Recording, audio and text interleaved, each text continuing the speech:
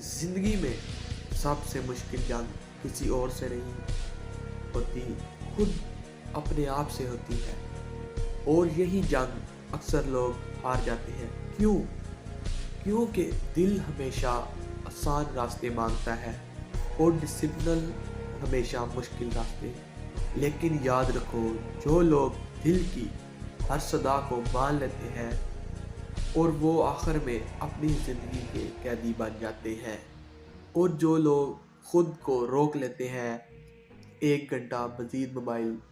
سے بچا لیتے ہیں، ایک غلط کام سے خود کو ہٹا لیتے ہیں، ایک درست فیصلہ دل پر پتھر رکھ کر لیتے ہیں، ان کے اندر وہ آگ پیدا ہوتی ہے